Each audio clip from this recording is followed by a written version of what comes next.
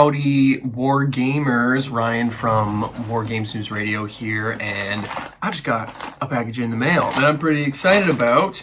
This is Fallout Wasteland Warfare Brotherhood of Steel Power Armor Individual Blister Units. Outstanding. So I'm really excited about this blister pack for a couple reasons. Currently with Wasteland Warfare, individual units and individual models have been a little hard to come by, with the exception of some pre-order bonuses, which have then been available on the Modifius website. Specifically the Zayton Alien, Nuka Girl, Mechanist, Mysterious Stranger.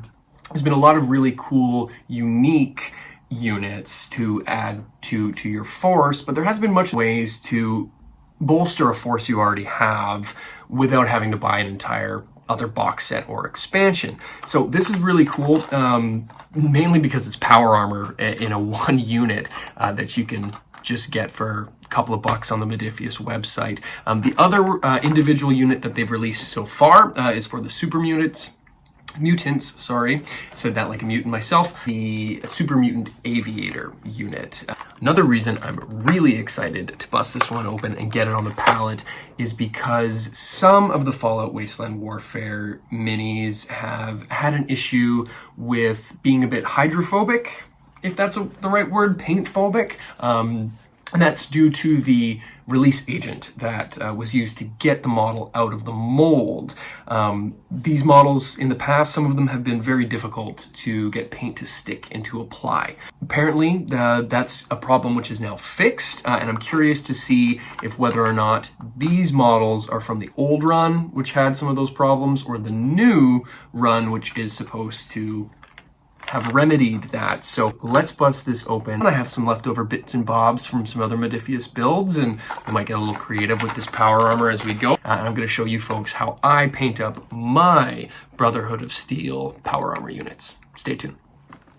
Okay, let's get this thing in the bath. About 2 tablespoons of regular dish soap, whatever you have at home, some warm water in a container, and get scrubbing. I'm going to give it a couple dunks, get the brush really nice and wet with lots of suds, and give it a real good scrub all over. Once that's done, I'm going to put it back into the bath, let it sit for about half an hour, do the whole process again, let it sit for half an hour, then I'm going to let it sit overnight before coming back to it tomorrow. So after soaking overnight, I took the model out of the bath, rinsed it in lukewarm water, gave it another full scrubbing all around, try to get off as much of that release agent as possible. I think I did a pretty good job on this one. So we'll get it put together and then primed, and then we'll start painting. And my plan for this unit is to make a bit of a kit bash and do a Paladin with a laser rifle and a melee weapon. And I'm going to make some interchangeable heads on this. I'm going to use the Soul Survivor Tech heads from the Soul Survivor X01 model. Currently the only power armor model you can get with multiple heads. So I'm going to attach some little magnets onto the base of these so I can interchange them with the power armor. Should be pretty cool. Also going to take this Ripper, or chainsword, that I put on this Necron model that I converted into a bit of an Institute synth for our Fallout RPG campaign. So I'm going to take this old chainsword for my old Dark Angels army off of this kit bashed model and put it into the offhand of the T-60 Power Armor. That should give a cool look and sort of represent the both melee and ranged aspect I want to go for on this Paladin model. Next, I'm going to get my interchangeable heads ready. I cut off the little posts on the bottom of all the heads and just put a little dab of super glue on them. Then I got some magnets from my local gaming store. These ones are 3mm by 1mm. I just put them on the edge of my cutting scalpel, then tapped it to the edge of the head, let the glue dry for just a second, and just pulled the knife off. Tweezers would get the same thing done, but this is just what I had handy, so that's what I did. I also had to make some room in the body cavity, or the neck cavity, I guess, for the heads to sit in with the magnets. So I actually had to take a drill bit and drill down in a little bit just to make room for the bottom magnet, which I then glued in with a dab of super glue. Made all the heads able to change and swivel, which is actually pretty cool. Pretty smart little move. Now I can change his position and line of sight.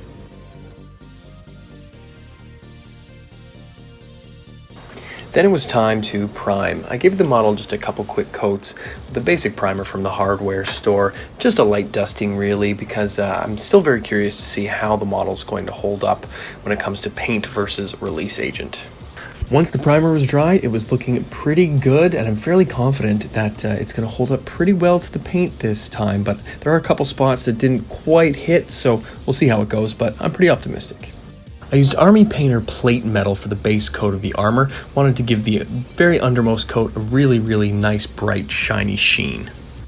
Then I gave the whole model a very liberal washing with Citadel's Nuln Oil. Classic, can't go wrong, and now it's already looking a little bit more grimy, a little bit more like it belongs in the Fallout universe. Next, the entire model got a fairly liberal overbrush of Canoptech Alloy by Citadel. It's a really cool gold paint, but it also has a bit of a bronze and silver sort of hue to it. It's kind of neat, and it plays really well off that bright silver plate metal by Army Painter. So already it's giving a bit of a rusted effect, and also just kind of shows the different layers of metal to the armor. Now on to some more of the tricky stuff. I'm going to use this insane detail brush by Army Painter to really get in there on some of those fine points. I'm going to start off with the Brotherhood Insignia. I'm going to give it a quick layer of Dawnstone on the Insignia just to have something to contrast with the silver, and it'll also give a little bit of depth and shadow to the white that I add onto it. And this is just a cheap dollar store acrylic white. Didn't have anything fancy to use here. Next up, I used Deathclaw Brown, both because the name is just too perfect for a Fallout Mini, and because it works as a good little base layer for some of the more bendy or rubberized bits of the armor. So I went in and gave this a layer to the abs, also the backs of the knees, the backs of the arms where the arms meet the torso, the bendy bits in the elbows, and also the pipes on these little hydraulic sort of, I don't know, whatever you call these things here on the back of the armor.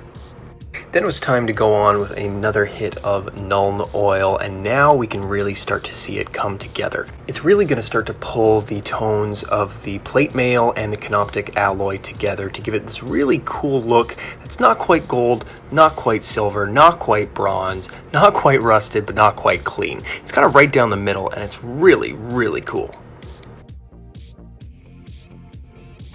After all that shading, it was time to pull out some highlights. So I got a Necron Compound by Citadel. It's a dry paint, and I just gave it a very light dry brushing over some of the raised areas, some of the higher areas, to sort of pull out that silver tone away from that sort of muted goldish bronze, to again sort of highlight the upper areas and to really draw the eye to some of those more detailed bits.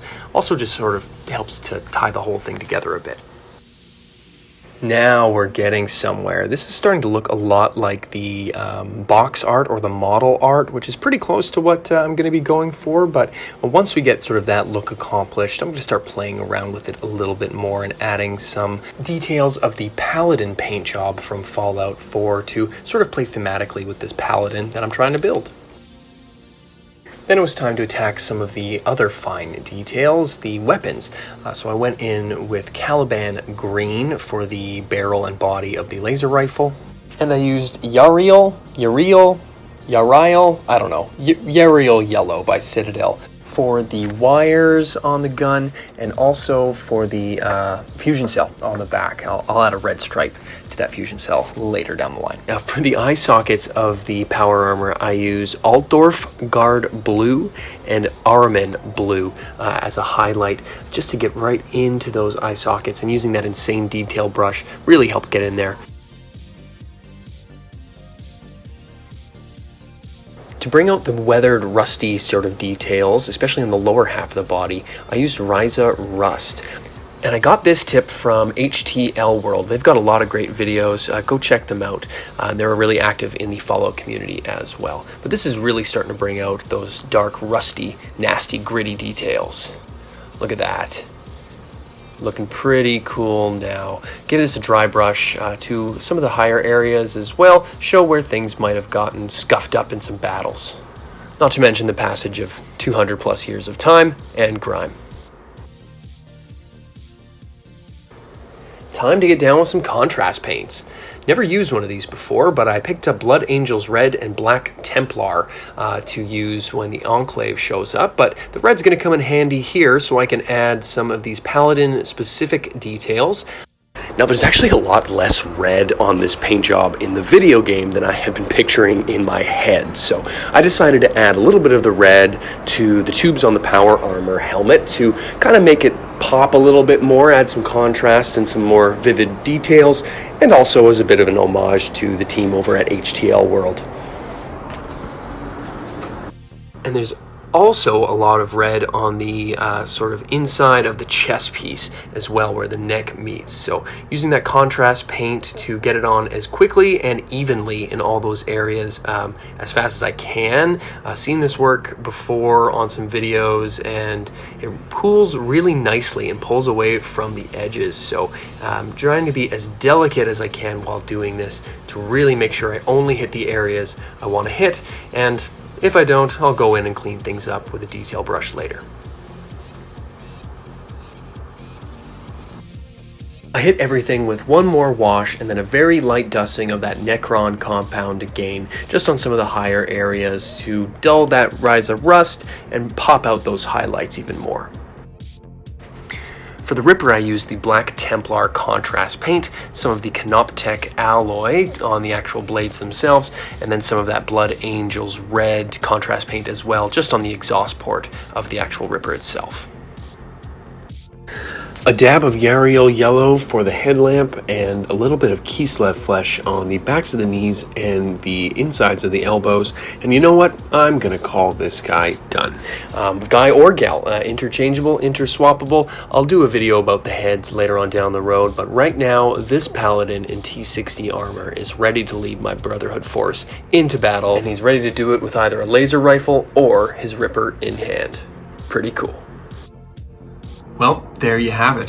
One individual blister pack, Fallout Wasteland Warfare, Brotherhood of Steel T-60 Power Armor. This one in a Paladin paint job with removable heads. Really happy with how this project turned out from start to finish. The kit bash went a lot better than I thought it was going to, from the heads to the Ripper, and then painted up really well. There were still a couple spots in there where I don't know if maybe I didn't brush well enough, but I think I just didn't hit it well enough with the primer. Underneath this one arm joint there, and a couple spots.